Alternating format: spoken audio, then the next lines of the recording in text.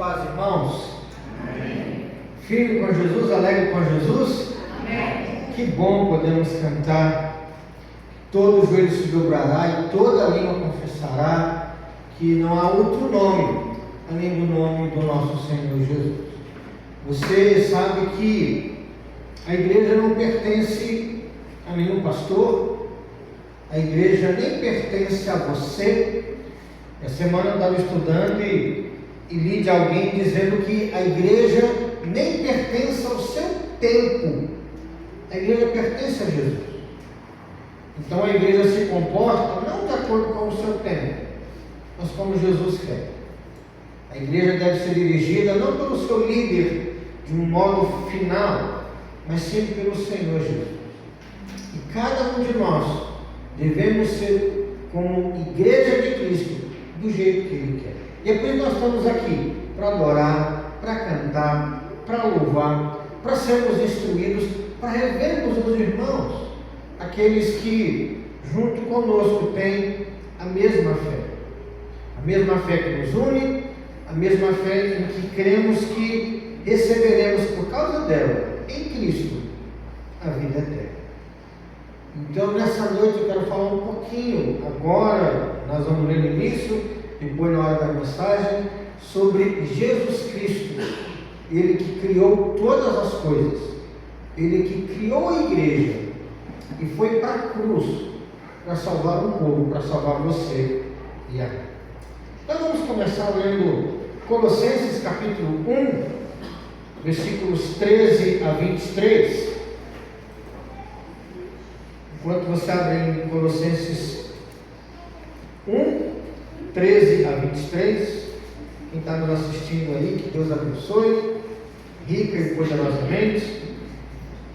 Colossenses 1, 13 a 23. Vamos ficar em pé, nós vamos ler de forma alternada. Eu leio 13 e os irmãos do 14, e assim de forma alternada até o 23. A excelência da pessoa, a excelência da obra de Cristo. Diz assim, 13 a 23. Ele nos libertou do império das trevas e nos transportou para o reino do Filho do seu amor, no qual temos a remissão dos pecados. Este é a imagem do Deus invisível, o primogênito de toda a criação. Pois nele foram criadas todas as coisas, nos céus e sobre a terra, as visíveis e as invisíveis, sejam tronos, sejam soberanias, quer principados, quer potestades, tudo foi criado por meio dele e para ele. Ele é antes de todas as coisas, nele tudo subsiste.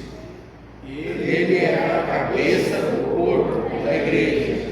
Ele é o princípio, o primogênito entre os mortos, para em todas as coisas ter a primazia.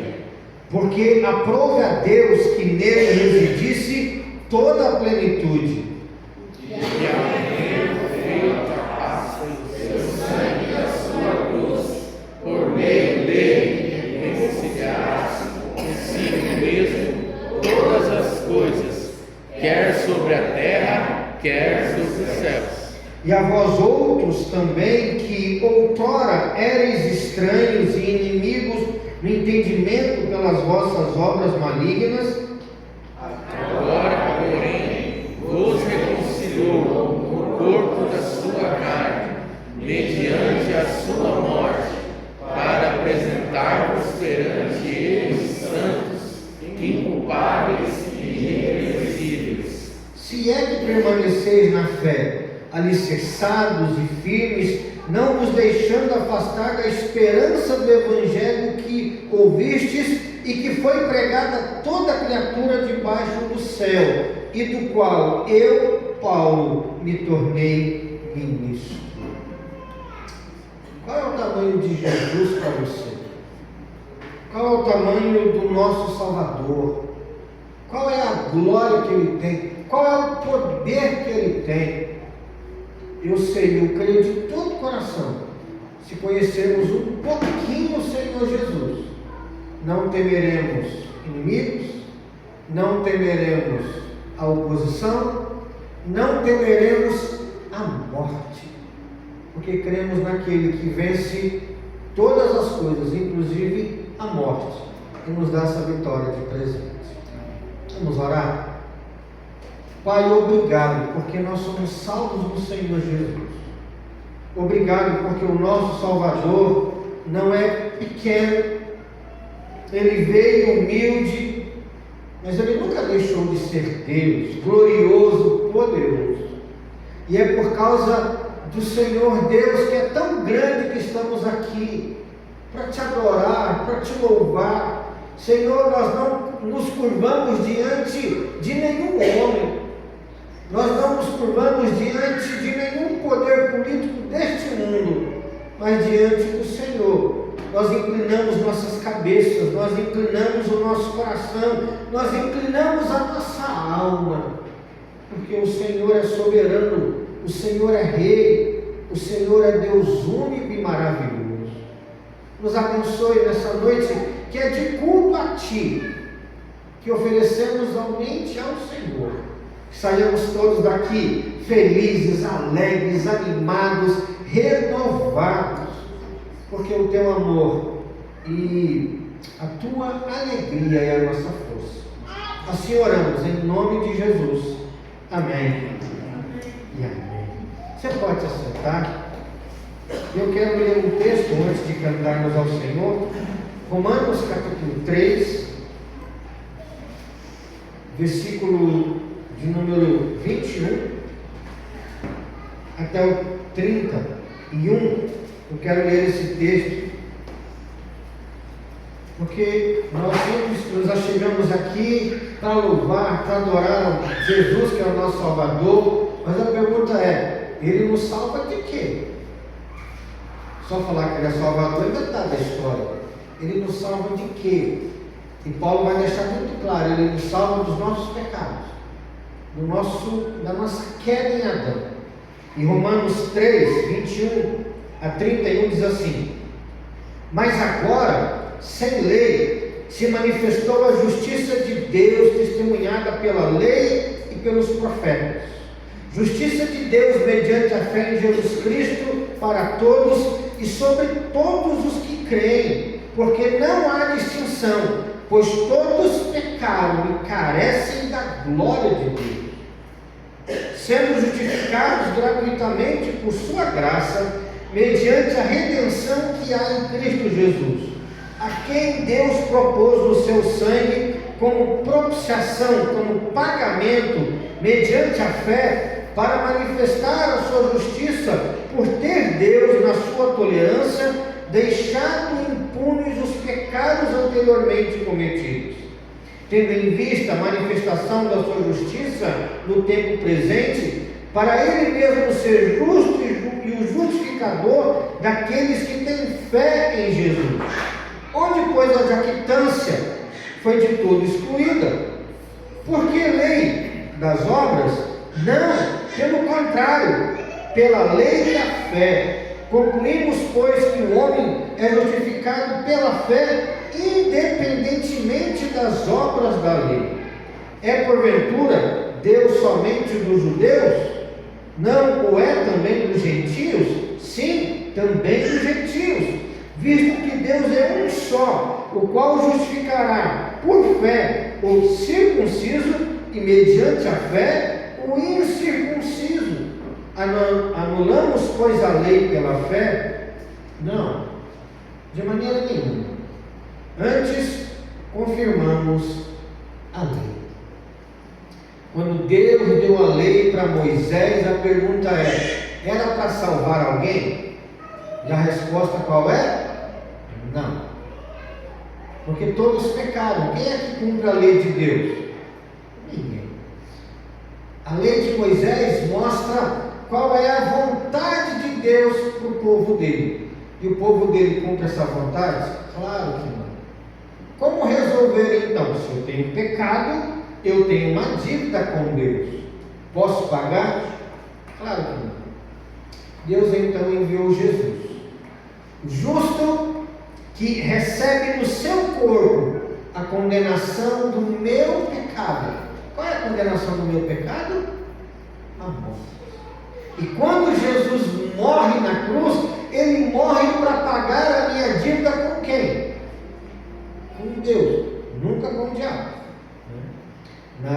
No século IV, teve um bispo lá que falou que Jesus morreu na cruz para pagar o diabo. Não, Deus nunca fica devendo para o diabo e nem nós.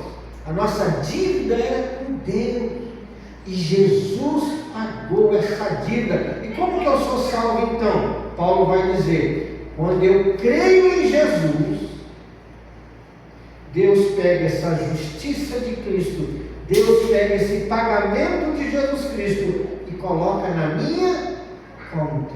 E aí ele vai perguntar no versículo de número 27, aonde está a jactância? Você vai ser orgulhoso com a sua salvação? E a resposta qual é? Não, eu devo ser humilde, porque eu não sou salvo porque eu sou bom, eu sou salvo porque Jesus é bom. Eu não sou salvo porque eu cumpro a lei de Moisés, não, eu sou salvo porque Jesus cumpriu essa lei, e quando eu creio nele, Deus coloca isso na minha conta.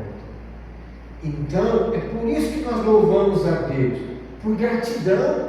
Não é para ser salvo, vou louvar a Deus direitinho, que assim eu vou para o céu. Não, você não vai. Até porque a gente nem louva a Deus direitinho, mas nós adoramos, porque Ele nos salvou em Cristo. E Ele nos salvou de quê? Do nosso próprio pecado. Queria que você fechasse seus olhos e por alguns instantes você pedisse a Deus perdão pelos seus pecados.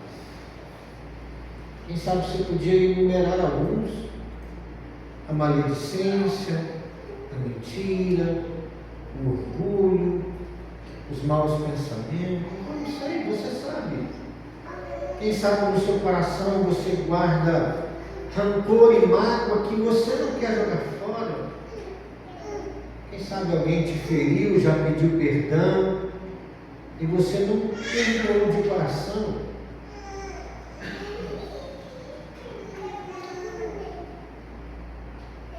Peça a Deus que perdoe você, que limpe você no Senhor Jesus.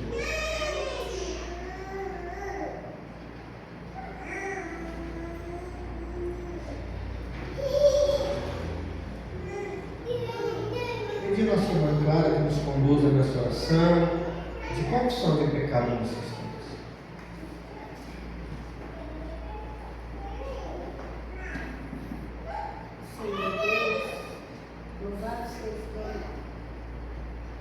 Nessa noite, queremos agradecer que estamos aqui diante de Ti, para Te louvar e aprender de Ti. Senhor, para agradecer que quando nós chegamos ao Teu trono de graça, nos prostramos, nos humilhamos, nos arrependemos, nós temos a certeza de Deus, que o Senhor nos perdoa. O Senhor é um Pai maravilhoso. Nós queremos, ó Deus, continuar nesse culto, te adorando, aprendendo por Ti, e pedimos, ó Deus, que o Senhor esteja preparando os nossos corações para receber mais da Tua palavra. Porque assim nós queremos aprender a Tua palavra para viver de modo que Te agrada. Em nome de Jesus, nós agradecemos por tudo e pelo perdão. Amém. Amém. Vamos louvar os cânticos espirituais. Quantos irmãos vêm aqui à frente, você deve estar vendo aí, nós compramos uma bateria essa semana, foi bênção. Ficamos aí alguns meses juntando dinheirinho e Caio e o Guilherme ficam olhando a melhor promoção para comprar. Compramos pela metade do dobro, estou brincando. Compramos por um preço assim, bem bacana. E claro, não é só para o Caio tocar não, a gente quer que todos os meninos aí fazendo aula de bateria, né Pedro? Daqui uns tempos, ó, vai estar Pedro aí tocando muito bem. E tenho alegria assim, né? O Caio chegou no baixo aí também para tocar com a gente. E a gente quer que outros irmãos e irmãs toquem, cantem, né? E as irmãs estejam orando pelo Guilherme. O Guilherme está lá em Manaus, foi numa viagem missionária. E agora, hoje começa um dos prêmios concílio da nossa igreja. Ele até mandou uma foto, está lá na igreja de Manaus, todo chique, bacana lá, está orando pelo Guilherme e pela nossa denominação. Então, vamos ficar em pé e louvar o Senhor. Se porventura você trouxe o livro, você pode ter que botar no meu filaço, nós vamos juntos cantar de coração. Glória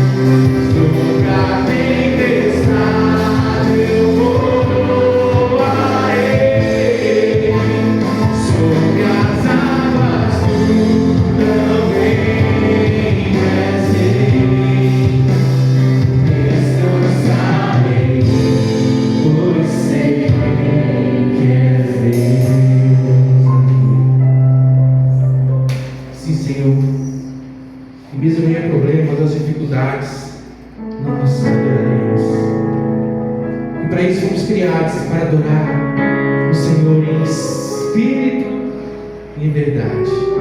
Independente dos problemas, independente das dificuldades. Adore o Senhor nessa noite. Em espírito e em verdade.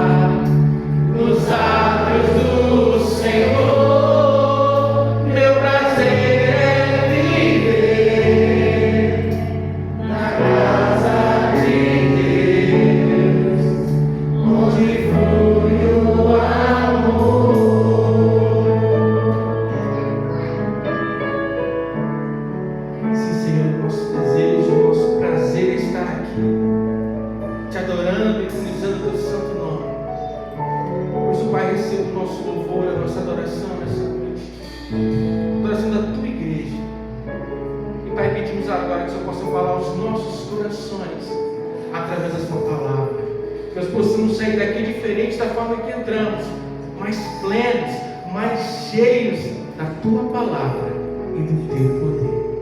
E assim que nós Te louvamos, oramos a Ti nessa noite, em nome de Jesus. Amém. Vamos sentar, meus queridos. Chama as crianças aqui, por favor. Amém. É muito bom ter Jesus no coração.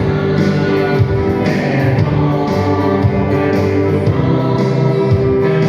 bom ter Jesus no coração. Andar com Ele, juntinho dele. É muito bom ter Jesus no coração. Andar com Ele, juntinho dele. É muito bom ter Jesus no coração.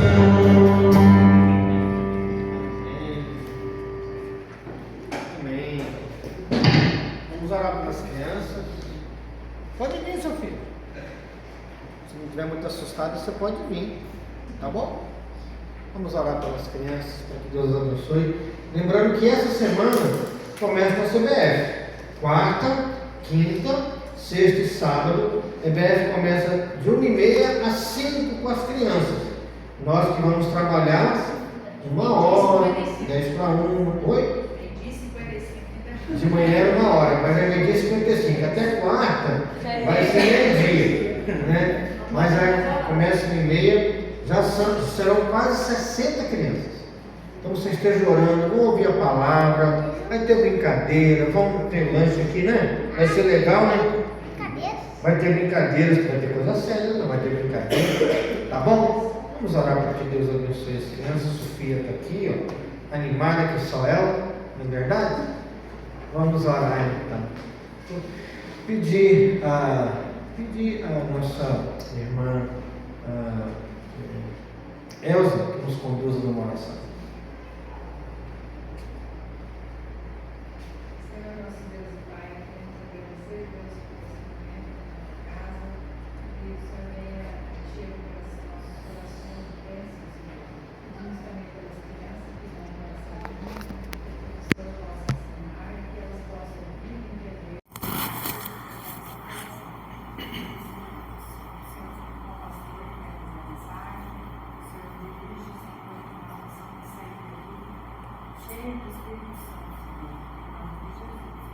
Amém. Vamos lá então. Descobre o que é esse barulho. Muito bem. Muito bem. Então, quarta-feira começa a nossa EBF aqui então. E você está convidado a participar, a orar, estarmos juntos aqui para louvar o nosso Deus. Te convido a abrir sua Bíblia novamente em Colossenses, no capítulo 1.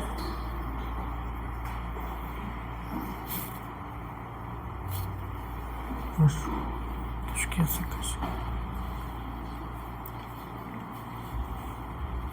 Pode tirar ela da tomada se você quiser. Colossenses capítulo 1. Nós lemos no início de 13 a 23. Nós vamos ler agora, eu vou ler de 15 a 20, que é o nosso texto de mensagem agora à noite. Diz assim, Colossenses 1, de 15 a 20. Este é a imagem do Deus invisível, o primogênito de toda a criação. Pois nele foram criadas todas as coisas, nos céus e sobre a terra, as visíveis e as invisíveis, sejam tronos, sejam soberanias, quer principados, quer potestades, tudo foi criado por meio dele e para ele. Ele é antes de todas as coisas, nele tudo subsiste.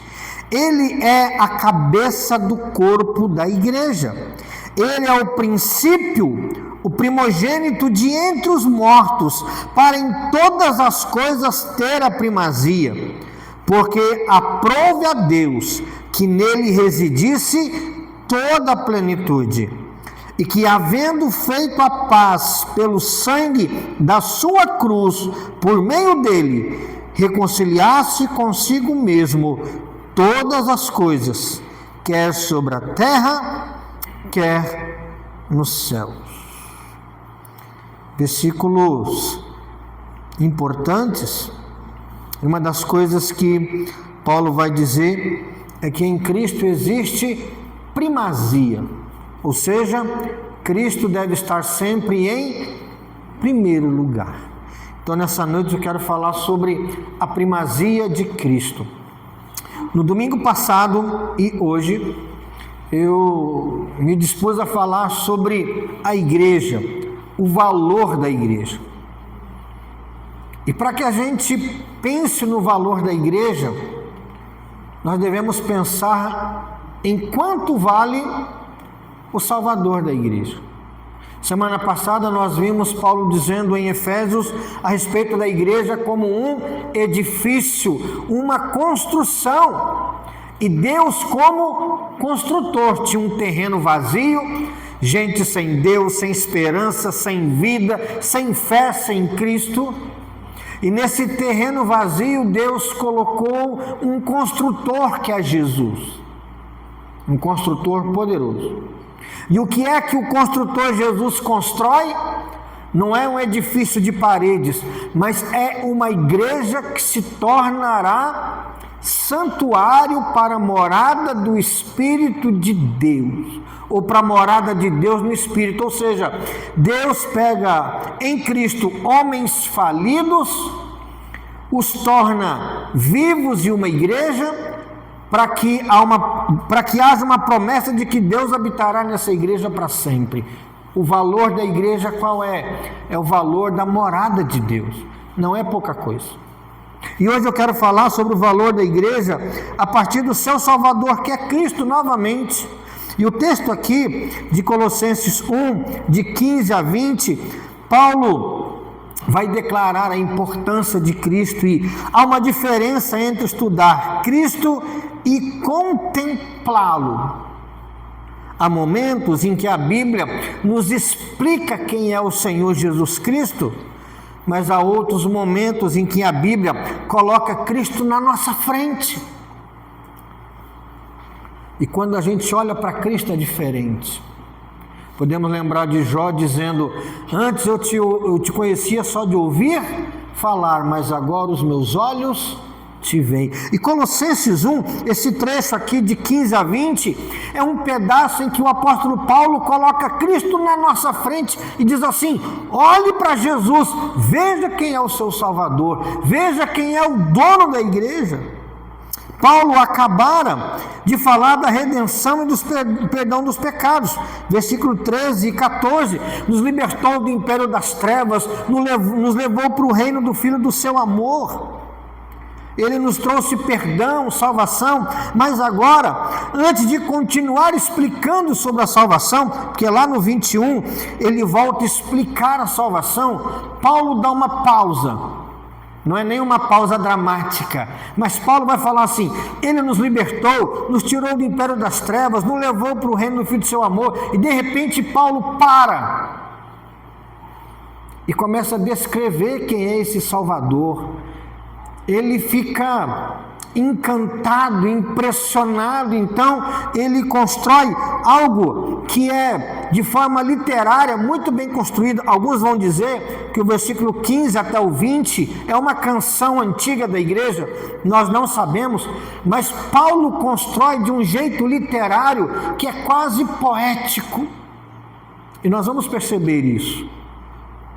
Antes de continuar falando sobre a salvação, Paulo nos fala que precisamos olhar para o Salvador. E isso não acontece por acaso. A igreja em Colossos, a igreja aqui dos Colossenses, estavam cercados de vozes que tentavam diminuir a suficiência de Cristo.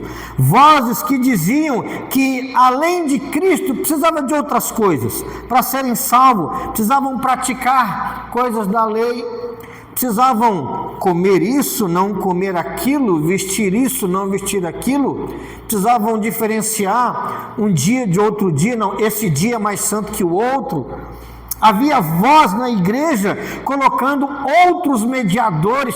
Não é que eles diziam que Cristo não era importante, mas queriam colocar outras coisas iguais a Cristo. E Paulo, quando olha para isso, não pode aceitar que uma igreja imagine que tem qualquer outra pessoa ou qualquer outra coisa junto com Jesus. Então Paulo para falar da superioridade, da primazia, do primeiro lugar, da excelência do Senhor Jesus Cristo. E o apóstolo então não responde a essas falsidades atacando elas. Por exemplo, Paulo vai falar assim: olha, vocês falaram que tem dia mais santo que o outro, então deixa eu explicar, esse dia não é assim, esse dia é assim. Paulo não faz isso. Paulo também não, olha, tem gente dizendo aí que tem que guardar esse pedaço da lei, deixa eu explicar a lei de Moisés. Não, ele não se ocupa em atacar cada ponto dos falsos ensinos, ele se ocupa em mostrar quem é o verdadeiro Salvador. É como dinheiro, né? Hoje tem pouco dinheiro na praça, né? Tudo digital, mas antigamente o pessoal de banco era treinado a reconhecer a nota verdadeira, porque a falsa pode ter muitas, mas a verdadeira só uma. Então Paulo para encantar o olhar da igreja com o Senhor Jesus. E ele então começa a descrever e dizer: Cristo é tão maravilhoso que se ele ocupar o primeiro lugar da sua vida, tudo vai estar ocupado. E Paulo então quer que contemplemos a Cristo, pois uma visão pequena de Cristo produz uma igreja pequena. Mas quando a igreja vê quem Cristo realmente é, ela redescobre a sua identidade. E é esse o caminho que o apóstolo nos convida a percorrer. Ele nos leva antes da criação, nos mostra toda a criação, nos conduz para dentro da igreja e nos leva para a cruz. Esse é o movimento que o apóstolo Paulo faz. Ele nos mostra toda a criação, ele nos mostra a igreja, ele nos mostra a cruz, para revelar quem é o Senhor Jesus. E eu quero ver com você essas três visões nessa noite: a visão de Cristo e a criação, Cristo e a igreja, Cristo e a cruz. E o que é que isso nos ensina, o que é que isso nos anima? E a primeira visão é a visão de Cristo e a criação, versículos 15 a 17. Paulo nos faz olhar para o Filho, começando pela sua própria pessoa. Ele vai dizer que Cristo é quem? Versículo 15: ele é, ou este é, a imagem do Deus invisível. E essa imagem é para nos trazer esperança. Deus é inacessível. Quem pode ir lá no céu buscar Deus? Lembra que o salmista fala isso? Quem pode subir lá no céu? Ninguém. Quem pode descer no abismo para ver se o Espírito Santo está lá? Ninguém. Então Deus em Cristo, ele se torna acessível, ele se revela. Olhar para Cristo é contemplar a divindade, é contemplar o Deus. Quem deseja conhecer o Pai deve olhar para o Filho. Ele é a imagem do Deus invisível. E ele vai continuar. Paulo vai chamá-lo aqui de o primogênito de toda a criação, versículo 15. Ele é a imagem do Deus invisível, ele é o primogênito de toda a criação. Ao chamá-lo de primogênito de toda a criação, Paulo não está dizendo que Deus faz parte da criação, mas Paulo está dizendo que a criação é consequência da vontade do próprio Senhor Jesus Cristo, pois aquele por meio de quem todas as coisas foram criadas não pode ser uma delas. Cristo é o primogênito da criação. Ele não está dizendo que Cristo foi criado, ele está dizendo assim: de tudo que existe, sabe quem é mais importante? É o Senhor Jesus. Ele é o primogênito da criação. Paulo nos faz olhar para essa época em que não existia nada, e Cristo, o Verbo, o Filho eterno de Deus, cria todas as coisas. Ao chamá-lo de primogênito, Paulo nos faz ver toda a criação. Ele é primogênito e fala da sua supremacia, da sua dignidade e da autoridade sobre tudo que existe. Logo depois, no versículo 16, Paulo vai dizer assim: pois nele foram criadas o quê? Todas as coisas. Tudo foi criado por meio dele e para ele. Tudo, os céus, a terra, as coisas visíveis que a gente vê, as coisas invisíveis, obviamente, que a gente não vê, tudo foi criado por Deus. Tudo foi criado por Jesus. Por meio dele, para ele, são todas as coisas. No princípio era o verbo estava com Deus, e o verbo era Deus. E por meio do verbo, tudo que foi feito, foi feito. E esse verbo assume carne. Toda a criação aponta para Cristo, porque o universo inteiro existe em razão de Cristo. Paulo vai dizer assim em Romanos 11: porque dele, por ele e para ele são todas as coisas. Paulo então dá um passo além aí no texto. Ele vai dizer no versículo 17: ele é antes de todas as coisas. Se Cristo é antes de todas as coisas, ele é antes do que, queridos? É antes do tempo, é antes dos anjos, é antes do espaço, é antes dos planetas, é antes do sol. Ele é antes de todas as coisas, antes que existisse o tempo, antes que brilhasse a primeira estrela, antes que o primeiro anjo batesse as asas. O Filho de Deus estava lá, imaginando e criando todas as coisas pelo poder da sua própria palavra. Então ele é eterno, ele é antes de todas as coisas, e porque ele é eterno, Paulo conclui no versículo 17, finalzinho: nele tudo que subsiste. O sol está pendurado aí porque Jesus existe. A lua não cai na terra porque Jesus existe. Os cometas de quando em quando passam pela órbita da Terra. Quem era criança aí vai lembrar em 86 do cometa Halley. Lembra do cometa Halley? Não sei, 70, em 76, 74 anos ele passa. E ele sempre passa no tempo certo, porque Jesus sustenta o universo. É o que Paulo está dizendo: nele tudo subsiste. O mesmo Cristo que criou todas as coisas continua sustentando todas as coisas, continua sustentando o universo. A criação não caminha sozinha, ela permanece firme, porque está nas mãos daquele que é eterno. A grandeza da salvação, ela é vista pela grandeza do Salvador. Quem é Jesus que me salva?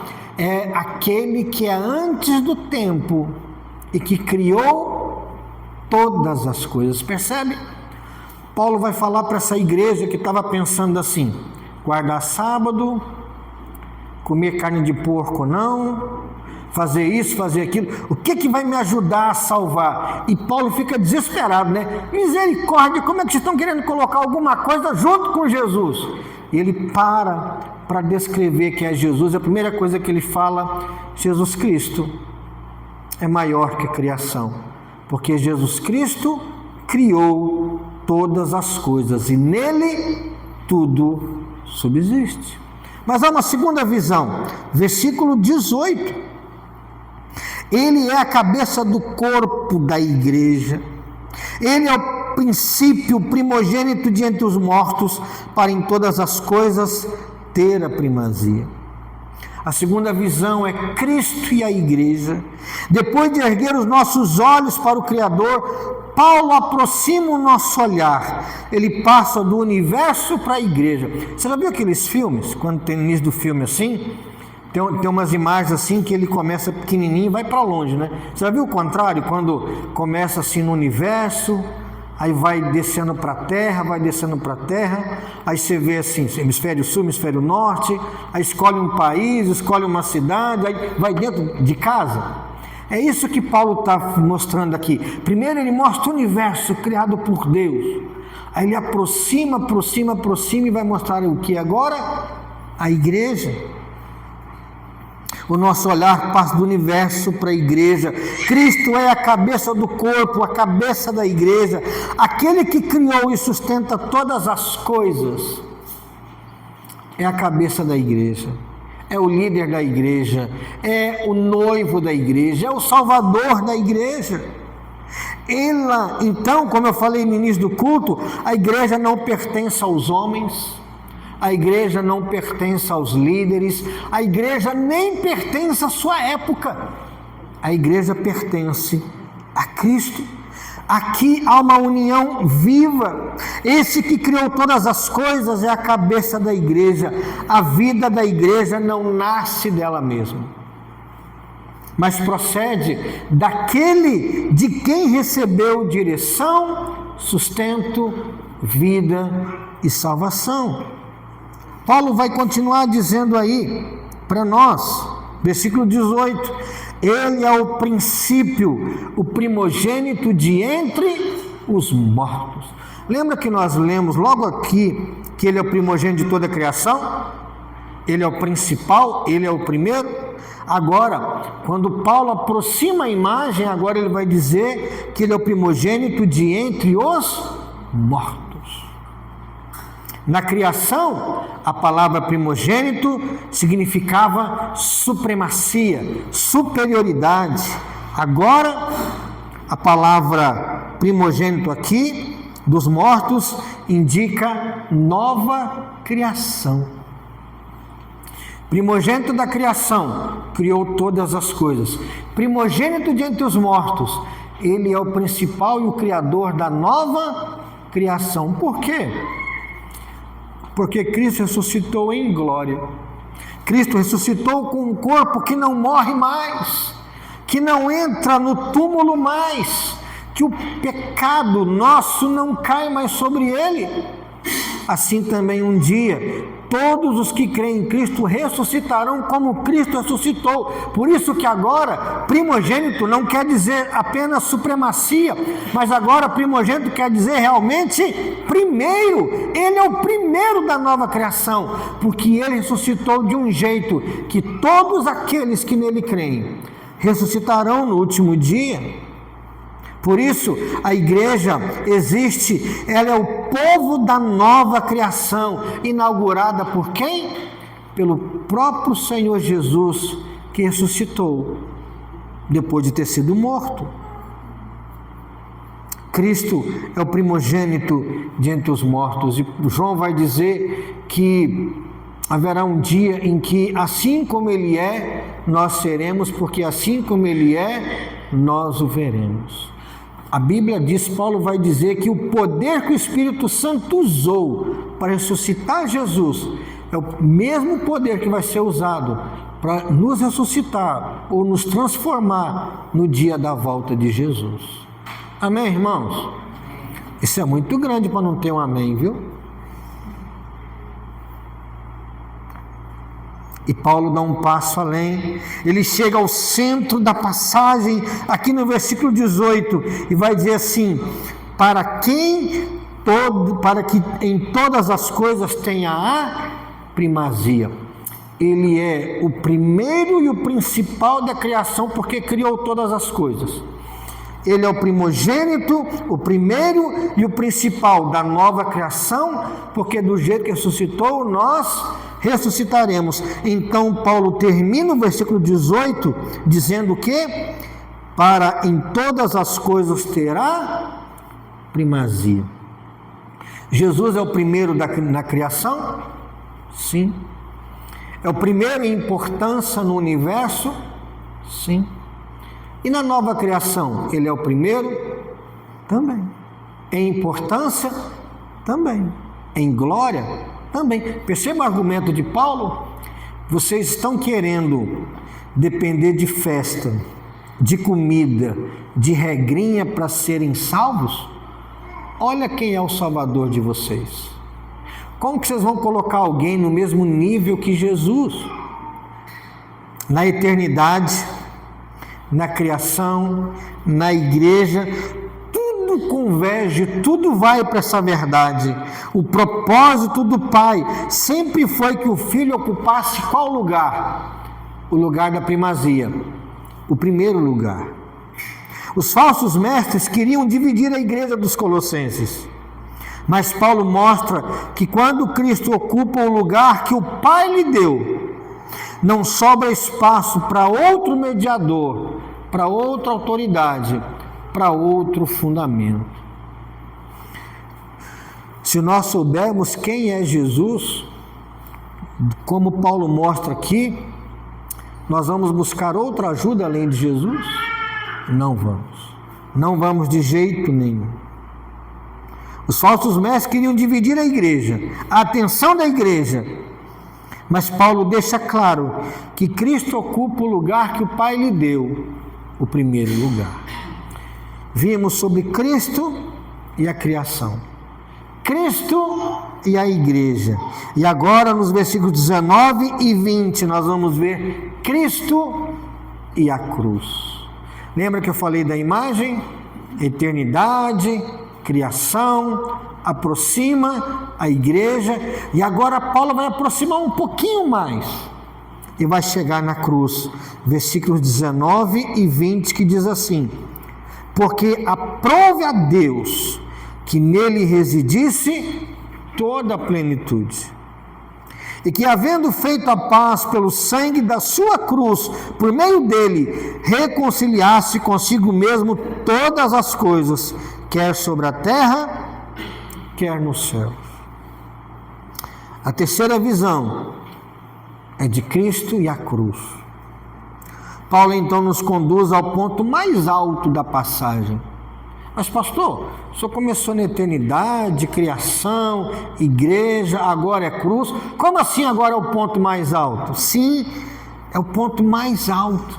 À primeira vista, ir até o Calvário parece descida, mas é exatamente o contrário. A cruz é o ponto mais elevado desse texto. Por quê? Porque aprove a Deus que nele residisse toda a plenitude. Tudo que Deus revela de si mesmo habita no Filho. Nada lhe falta ou precisa ser acrescentado. Não há outra sabedoria, não há outro caminho. Quem possui a Cristo possui o que de Deus? Plenitude. Se você tem Jesus, não falta o Espírito Santo. Se você tem Jesus, não falta o Pai. Se você tem Jesus, você tem Deus. Porque em Jesus está a plenitude da divindade. Plenitude, uma das palavras mais bonitas em português, né? Plenitude. E mais uma vez, a passagem nos surpreende aqui nos versículos 19 e 20. O Cristo em quem habita toda a plenitude e que sustenta o universo é o mesmo que derramou o seu sangue. Versículo 20. Havendo feito a paz pelo sangue da sua cruz.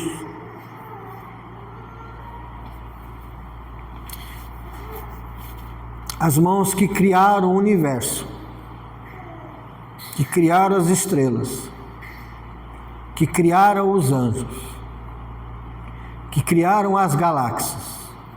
Como diz os astrônomos, existe no universo mais ou menos 100 bilhões de galáxias. Em média, de 100 a 120 bilhões de estrelas em cada galáxia. Faz a conta, 100 bilhões vezes 100 bilhões. Eu não sei fazer essa conta. E as mãos que fizeram isso foram transpassadas na cruz para formar um povo, para formar a igreja. Esse é o argumento de Paulo. Paulo nos mostra Cristo criando todas as coisas antes da eternidade já existindo, formando uma igreja, formando um povo, sendo cabeça desse povo, mas esse povo não foi unido de qualquer jeito. Esse povo não foi salvo de qualquer jeito. As mãos que criaram e sustentam o universo foram transpassadas e o Senhor da glória entregou-se para reconciliar pecadores com Deus. A cruz não diminui a glória de Cristo, a cruz revela a grandeza do amor de Cristo. E a obra da cruz não termina no Calvário. O sangue de Cristo não reconciliou apenas indivíduos, ele inaugurou a restauração da criação ferida pelo pecado. Olha o que diz o versículo 20 aí. Por meio dele, por meio do sangue da sua cruz, reconciliar-se consigo mesmo todas as coisas, quer sobre a terra, quer nos céus. Assim como a criação nasceu por meio de Cristo, a reconciliação também acontece por meio de quem? Por meio de Cristo. A criação por meio de Cristo, a nova criação por meio de Cristo, a nossa reconciliação com Deus por meio de Cristo. O pecado desfigurou a boa criação de Deus. Lembra quando Deus olha para a criação antes da queda de Adão? Ele olha e diz que era o quê? Tudo muito bom. O pecado desfigurou a boa criação de Deus, mas a cruz inaugurou a restauração de todas as coisas. Essa reconciliação alcança quem? Alcança todos os que creem em Cristo. Não importa se é rico, pobre, branco, preto, asiático, moreno, não importa. Essa reconciliação alcança todos os que creem em Cristo e um dia alcançará toda a criação. Paulo termina onde começou, não é? Tudo vem de Jesus, tudo existe por causa de Jesus e tudo aponta para Jesus. E por meio de Jesus somos reconciliados com Deus. Eu quero concluir dizendo que depois de contemplarmos a Cristo, a gente entende um pouquinho o raciocínio de Paulo, né? Ele estava falando de salvação e de repente ele para falar de Cristo. Como poderia continuar falando de salvação sem antes mostrar o Salvador? E depois de achar o Salvador, como procurar um outro mediador? Como acrescentar alguma coisa à obra de Cristo? Como dizer assim, Jesus, ó, o Senhor morreu na cruz, mas o Senhor derramou o sangue lá, mas eu preciso de mais alguma coisinha para me salvar. Como dizer uma bobagem dessa? O Pai determinou que em todas as coisas o Filho tivesse a primazia, o primeiro lugar. Que essa também seja a marca da nossa vida. Na nossa adoração, na nossa confiança, na vida da igreja, que Cristo ocupe qual lugar? O primeiro.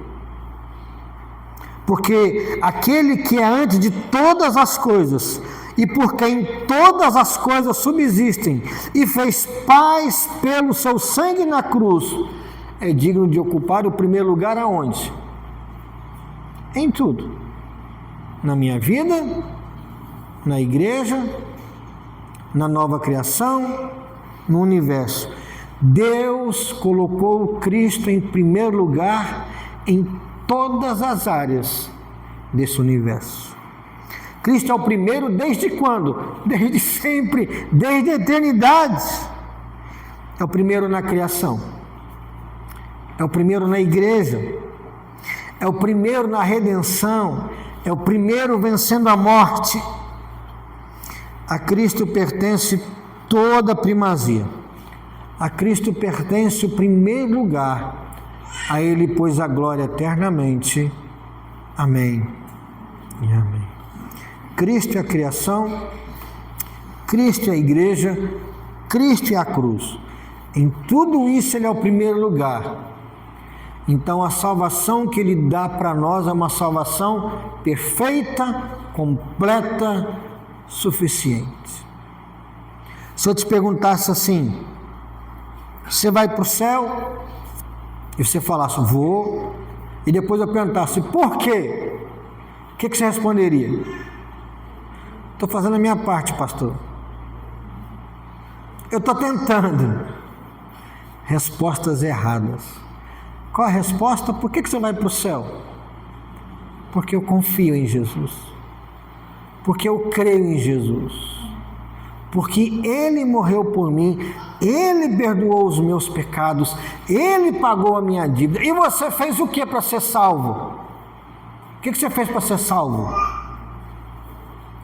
Fez sim, você se perdeu. O que você fez para ser perdoado? Você pecou. E de bom? Não, de bom a gente não faz nada. Mas Cristo faz tudo de bom para nós. Quem tem Cristo não precisa de regrinha. Quem tem Cristo tem uma nova vida, obviamente, mas não é pelo que a gente faz, pelo que a gente fala, que temos a vida eterna. É por causa de Cristo. Isso nada tem a ver com orgulho. Tem gente que pensa assim, né?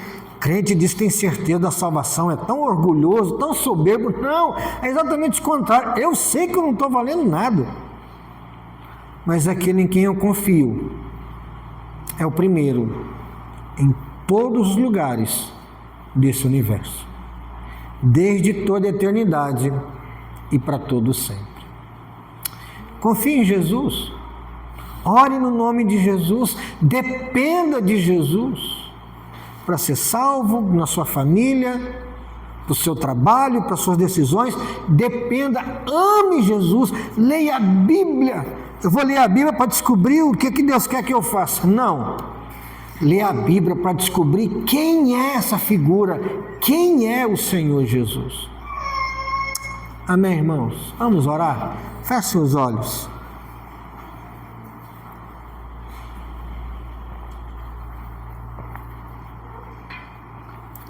Peça a Deus que você sempre tenha uma visão clara de quem é Jesus. Que você saiba no coração, pelo menos um pouquinho, do valor eterno que Cristo tem. Peço ao Espírito Santo que faça no seu coração existir fé em Jesus.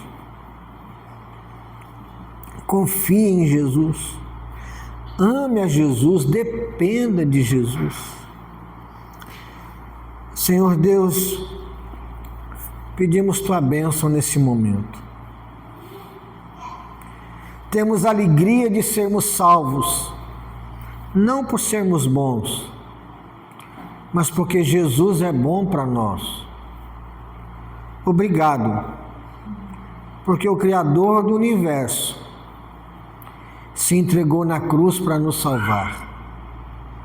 Obrigado, porque aquele que dá ordem aos anjos, no dia da morte da cruz, mandou que os anjos ficassem de fora, para ele poder entregar-se à morte. Obrigado, porque o Senhor não apenas criou todas as coisas, o Senhor nos criou como uma nova criação, um povo novo para a glória do Senhor. Que essa verdade inunde o nosso coração, que essa verdade, Pai, molde nossas ações, nossas palavras, nossos valores e nossas crenças. Nos ajude, Pai, a depender somente do Senhor.